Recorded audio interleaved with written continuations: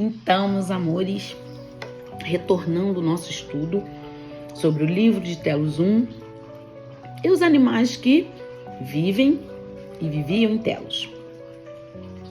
Quando a Lemúria afundou, cerca de 1.200 anos após a Atlântida desapareceu, vamos dizer assim. Então os Atlantes ainda ficavam, porque eles que venceram, né? Aquele combate com a Lemúria, que a Lemúria não resistiu. Então os Atlantes, o que aconteceu? Há cerca de 1.200 anos após que eles desapareceram. Só que, quando a Lemúria vai fazendo a passagem da Lemúria para o interior da Terra, ou seja, do Oceano Índico, para o Monte Shasta, no interior da Terra, interior do Monte Shasta,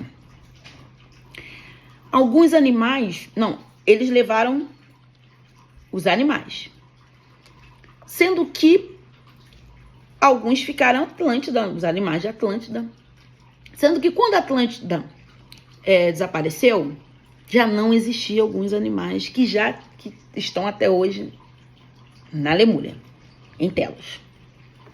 Ok? Então, o que aconteceu? Os animais na Lemúria, em Telos, são assim. Para eles não colocam os animais, vamos dizer assim, para trabalhar, para escravizar. Não.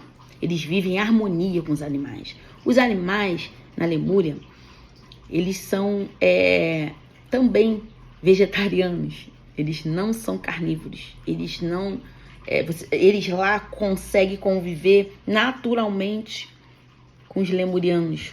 Não tem essa questão de não posso chegar naquele animal porque ele vai me atacar. Não existe isso. Eles vivem em perfeita harmonia. Um exemplo muito edificante é quando eles falam pra gente que os animais lá tem desde pequenininho, como por exemplo o gato deles, tem gato pequenininho e tem gato tem centenas de metros, muito grande, muito grande. Então vocês imaginam a diversidade dos animais, né? Cores e tudo. E eles vivem em perfeita harmonia com os lemurianos. Então não tem ataque, não tem nada disso. E não são carnívoros, tá? Outra coisa muito interessante que eu vou pegar aqui nas minhas anotações, que eu não quero perder nenhum pedacinho, é que eles tratam os animais como irmãos mesmo, né? Por isso vivem em perfeita harmonia. E o que acontece? Eles explicam que os animais sabem da essência divina, da divindade de luz, que é Deus. Eles têm toda... Os animais são irmãos, tá? Para eles. Por quê? Existem algumas espécies de animais que controlam outras dimensões ou que controlam outros planetas. Como, por exemplo, os sirianos, que são os geneticistas, alguns, outros são combatentes de frotas, que também são animais, alguns deles viviam na Lemúria, né? Porque na Lemúria tem alguns animais que ficam em pé. Então os sirianos, como um exemplo, estou dando um exemplo dos sirianos, que são em formato de leão, de gato, vamos dizer assim, eles ficam de pé. Eles são geneticistas, eles são combatentes.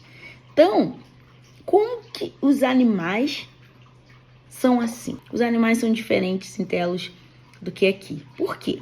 Porque lá eles estão na frequência de 5ª dimensão, enquanto aqui nós estamos o quê? Na 3ª dimensão. Então, acontece de algumas espécies de animais em Telos, como já aconteceu, né, várias vezes, de encarnarem aqui.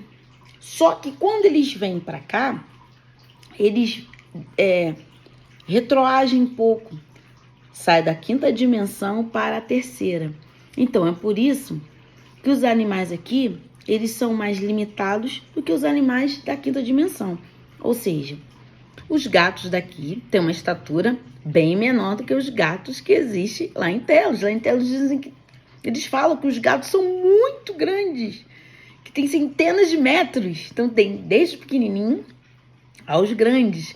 Enquanto aqui na terceira dimensão nós temos tamanhos limitados, né? Que compõem a terceira dimensão.